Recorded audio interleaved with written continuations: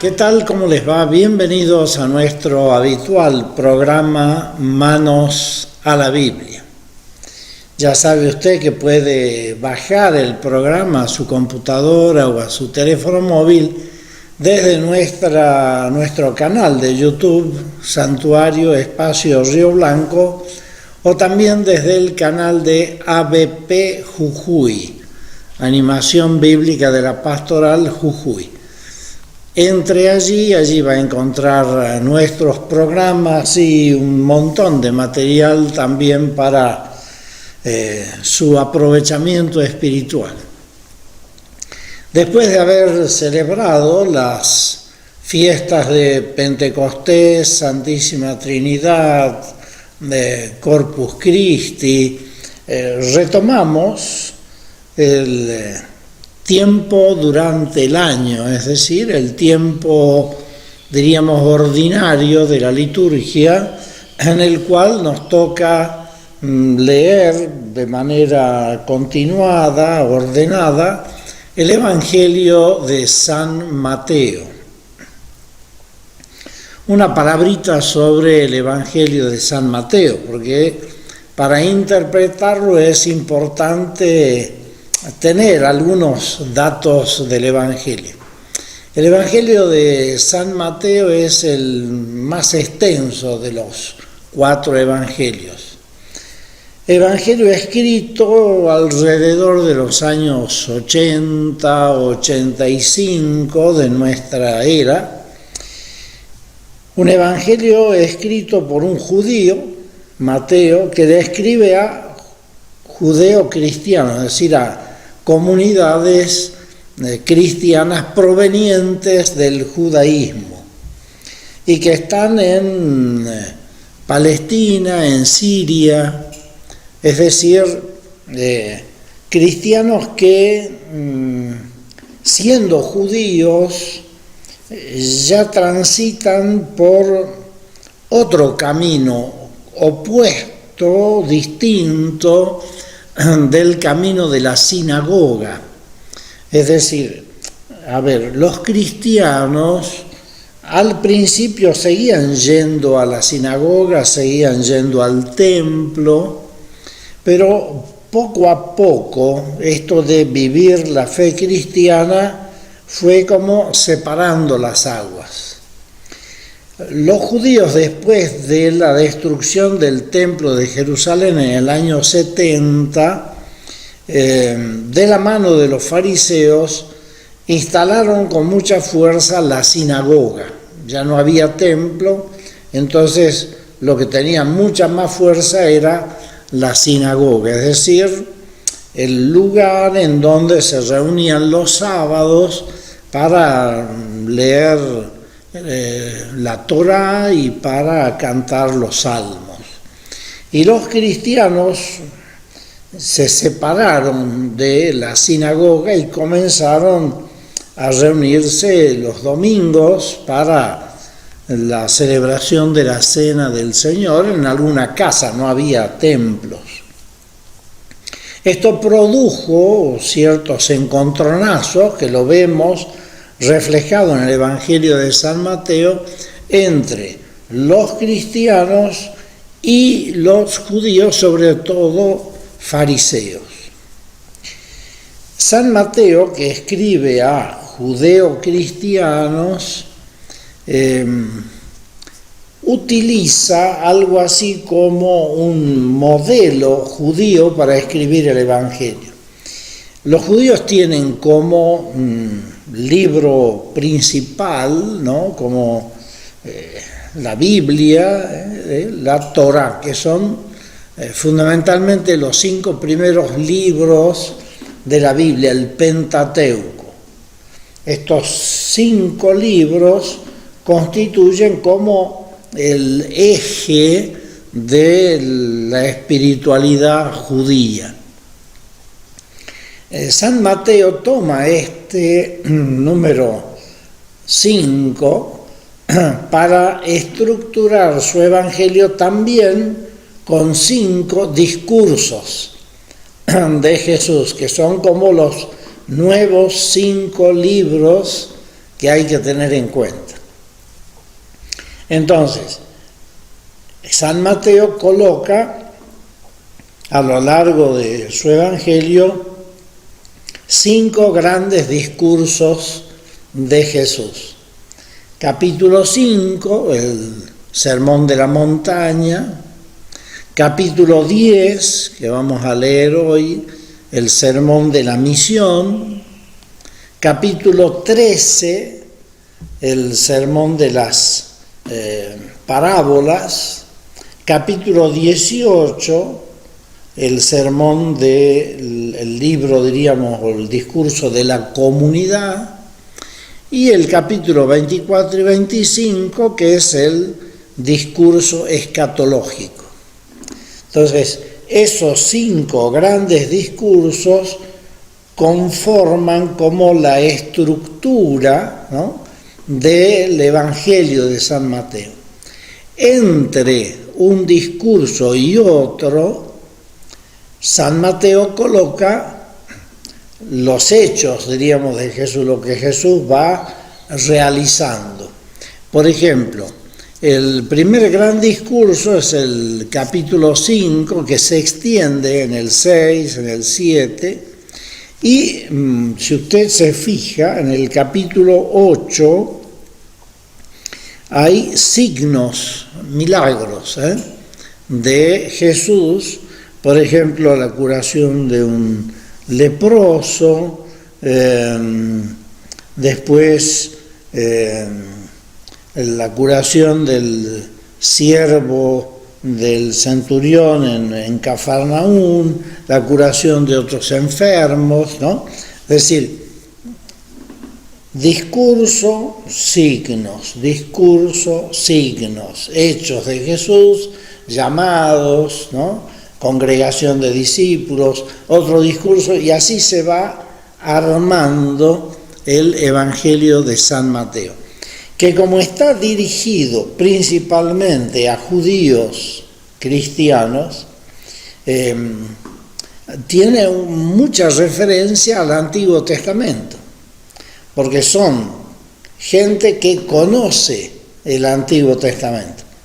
Por lo tanto, si conoce el Antiguo Testamento, ¿qué intenta hacer San Mateo? Hacerles ver que lo que el Antiguo Testamento preanunció se cumple en Jesús, que el Evangelio es el cumplimiento del Antiguo Testamento.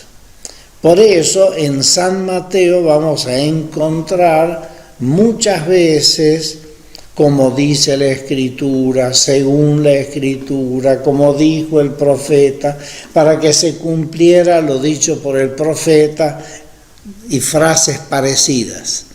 ¿Por qué? Y porque San Mateo le escribe a gente que conoce el Antiguo Testamento. Por lo tanto, hay una referencia permanente al Antiguo Testamento. No así en San Lucas, por ejemplo, que le escribe a gente que de Biblia sabe poco y nada, porque son gente o comunidades no judías. Por eso es que en San Lucas no aparece tanto lo que San Mateo señala, ¿no? Esto es importante tenerlo en cuenta, porque a la hora de interpretar el Evangelio de San Mateo, podemos caer en el error de interpretar sin tener en cuenta este contexto histórico, bíblico, sin tener en cuenta la comunidad a quien le escribe, ¿no? Por ejemplo, en San Mateo los encontronazos de Jesús con los fariseos son muy fuertes. ¿Por qué? Porque eran los encontronazos que tenía la primera comunidad cristiana de origen judío con la gente de la sinagoga, con los otros judíos que no eran cristianos. Por eso aparece tanto en San Mateo estas discusiones de Jesús con los fariseos. Dicho esto, para que entendamos un poquito el Evangelio de San Mateo, vamos al texto de hoy, que es el segundo gran discurso de Jesús, que es el discurso o sermón de la misión, ¿no? el envío, en donde Jesús da una serie de indicaciones para la misión, ¿no?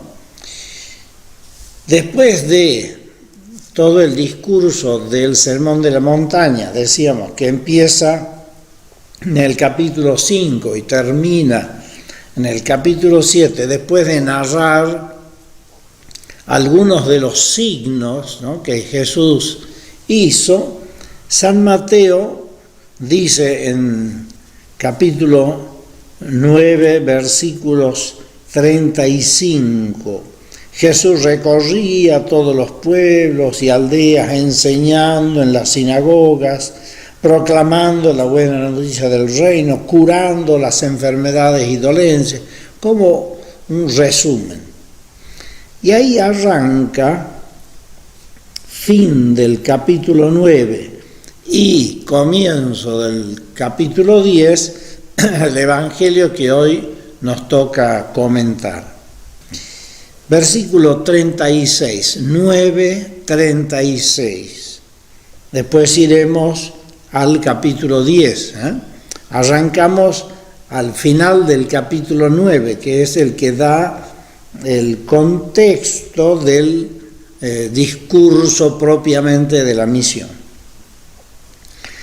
Al ver a la multitud, Jesús se compadeció de ella, porque estaban cansados y abandonados como ovejas sin pastor. La palabra compadeció, Jesús se compadeció, es un verbo que en griego indica algo ligado a las entrañas, ¿no? Como que Jesús sintió un dolor muy profundo. El verbo griego indica como que a Jesús se le estremecieron las entrañas. Nosotros en nuestro lenguaje decimos, me dolió el corazón, se me hizo un nudo en el estómago, ¿no? Algo así decimos nosotros. La palabra compadeció indica eso. Jesús, al ver a la multitud, sintió como un dolor muy profundo. ¿Por qué? Porque estaban cansados y abandonados como ovejas sin pastor. Esto quiere decir que la comunidad judía, porque San Mateo escribe principalmente a los judíos, era una comunidad que en manos de los fariseos, de los sumos sacerdotes, de los escribas, estaban cansados, abandonados. Eran gente que no los llevaba por buen camino, que los tenía agobiados con tantas prescripciones, con tantos mandatos. Recuerden simplemente el hecho de que los fariseos habían como impuesto una serie de mandatos que eran 365 por un lado y 248 por el otro, más de 600 preceptos que los judíos tenían que cumplir, y eso los agobiaba. Era como una religión agobiante. Por eso estaban cansados y abandonados como ovejas sin pastor. Esta frase, ovejas sin pastor, es una frase que hace relación al pueblo judío ya en el Antiguo Testamento. Entonces dijo a sus discípulos: la cosecha es abundante, pero los trabajadores son pocos. Por eso rueguen al dueño de la cosecha que envíe trabajadores a recogerla. El tema de la cosecha en el lenguaje bíblico está ligado al juicio final. Y también en el Evangelio de San Mateo aparece más de una vez esta imagen de la cosecha del fin de los tiempos, en donde se va a separar la paja del trigo. La cosecha es abundante, ¿no? Los trabajadores son pocos. Por eso dice, rueguen al dueño de la cosecha, rueguen. El envío de los discípulos, la misión empieza con la oración. Este mandato de Jesús, rueguen, es muy importante para hacer ver cómo la misión, porque Él les va a encomendar una misión, la misión empieza con la oración. No hay misión sin oración. Esto es muy importante. En San Lucas, por ejemplo, cuando Jesús elige a los discípulos, antes de la elección pasa la noche en oración. Aquí, antes de enviar, luego viene el listado de los discípulos, también Jesús dice, rueguen. La importancia de la oración que motoriza, que le da fuerza, que le da vida a la misión. No hay misión sin oración. Una pausa, ya regresamos con la segunda parte. Necesito de tu amor,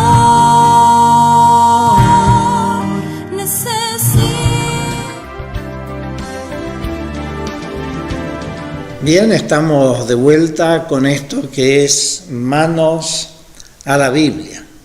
Ya sabe usted que puede bajar el programa a su computadora o a su teléfono móvil desde nuestro canal de YouTube, Santuario Espacio Río Blanco, o también desde el canal de YouTube de ABP Jujuy,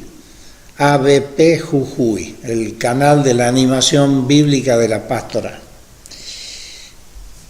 Vamos al capítulo 10 de San Mateo, en donde está propiamente el discurso de la misión.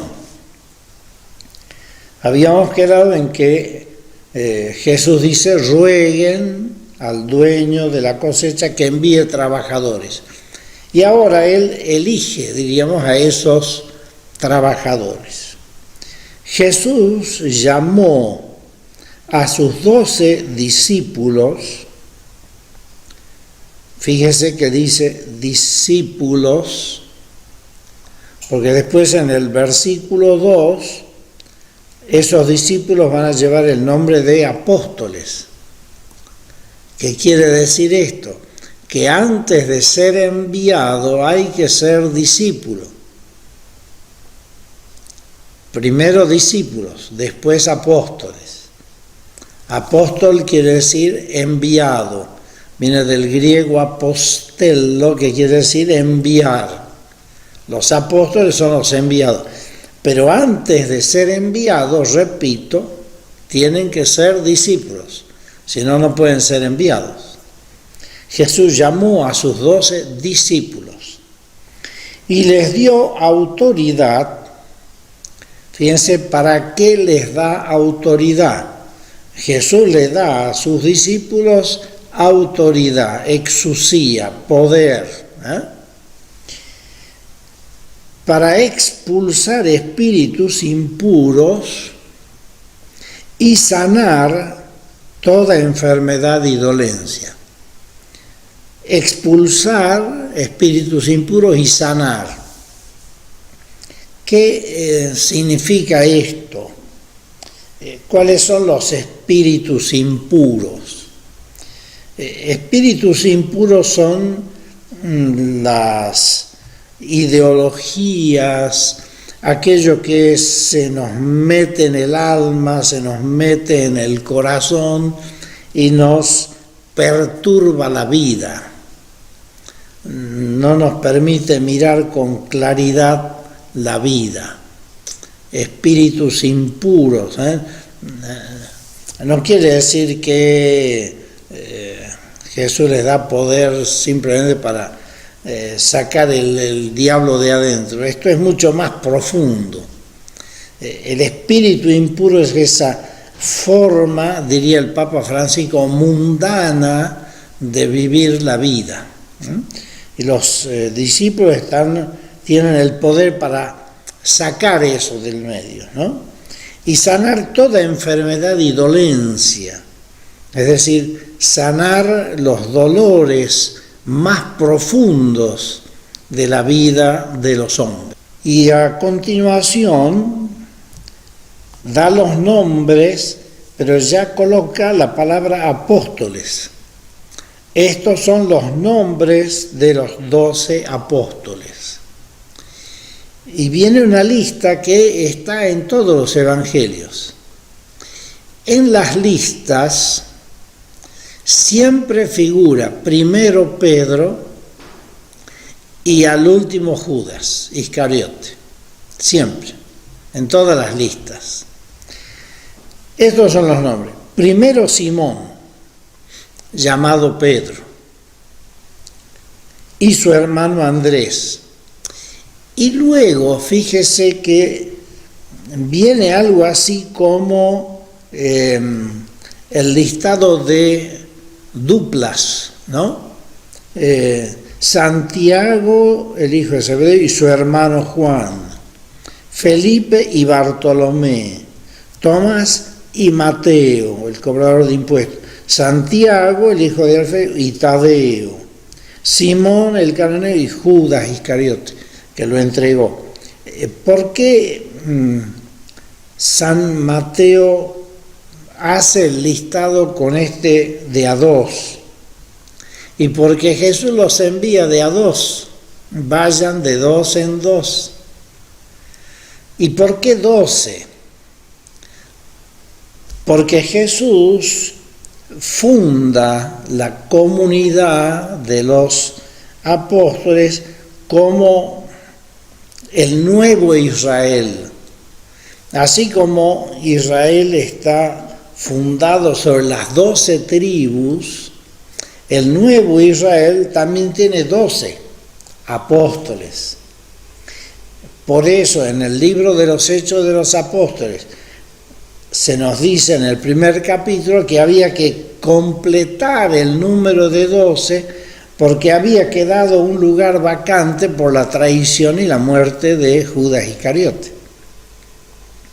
El número 12 es un número simbólico muy importante, porque 12 son las tribus, 12 son los apóstoles.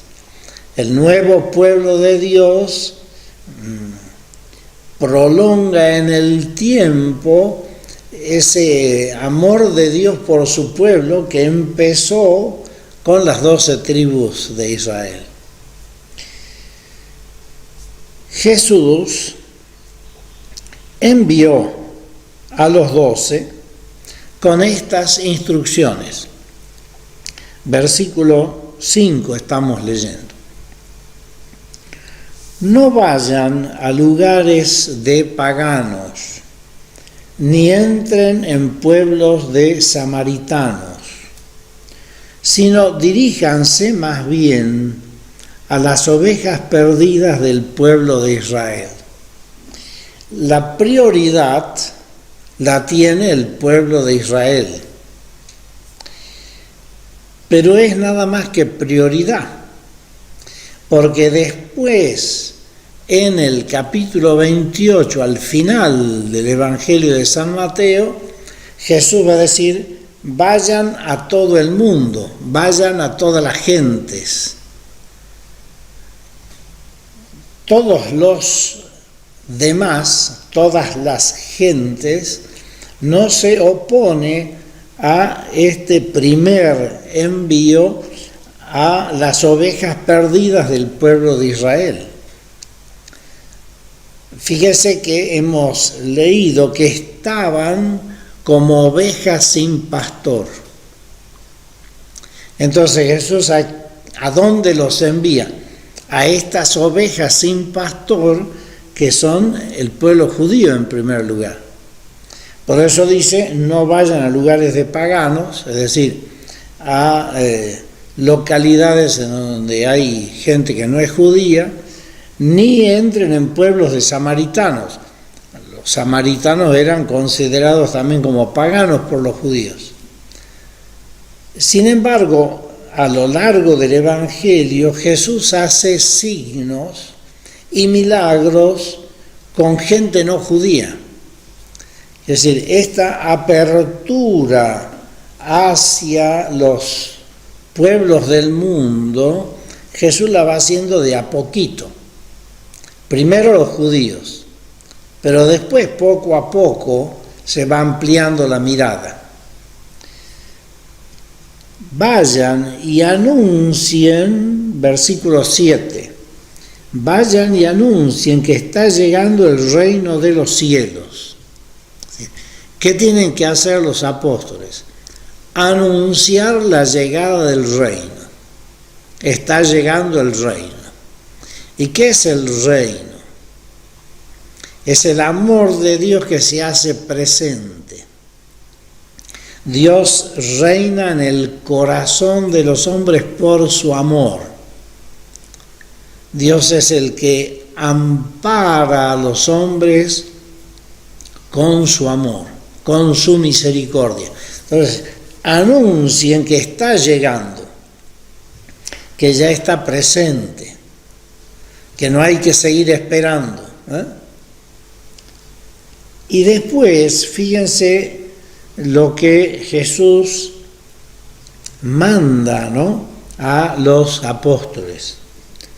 Curen a los enfermos, resuciten a los muertos, limpien a los leprosos y expulsen a los demonios.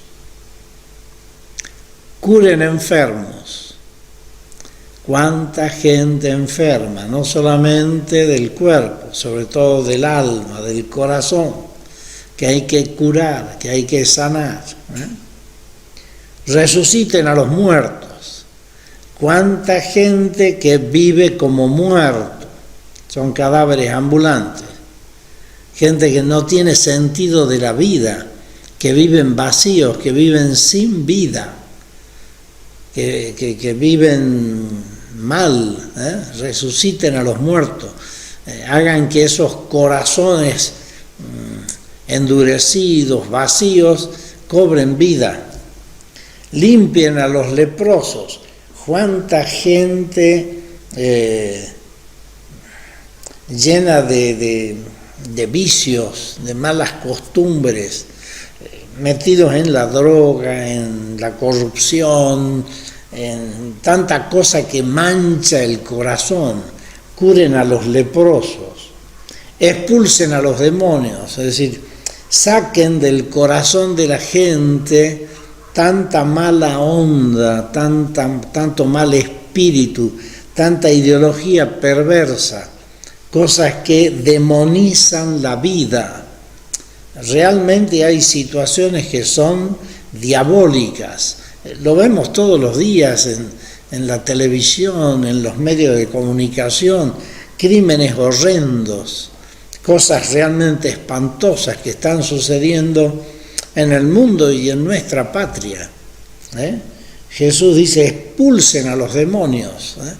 Todo ese mal espíritu hay que limpiarlo, hay que expulsarlo. Y finalmente les dice, lo que han recibido gratis, entréguenlo también gratis. Es decir, el apóstol, el enviado, no va por un sueldo, no va para ganar algo, lo hace gratuitamente. Lamentablemente en nuestra sociedad hemos perdido el concepto, la disponibilidad de la gratuidad. Hacer las cosas gratuitamente, por amor, ¿no? lo que hace una mamá, un papá en la casa, que hace por el amor a los hijos, no porque los hijos después le paguen algo. Den gratuitamente. Han recibido gratuitamente. Entonces den. ¿Qué han recibido? Han recibido el llamado. Han recibido esta elección de Jesús. Por lo tanto, tienen que anunciar el reino de una manera absolutamente gratuita. Un texto realmente precioso. También nosotros somos llamados y enviados. Todo discípulo es misionero y todo misionero tiene que ser discípulo. ¿Somos realmente misioneros cada uno de nosotros? Nos entusiasma propagar el Evangelio y decirle a la gente que el reino de los cielos ya está presente. Que renovemos ese espíritu misionero que todos tenemos que tener. Nos bendiga Dios, que es Padre, Hijo y Espíritu Santo. Amén. Hasta la próxima, si Dios quiere. Muchas gracias.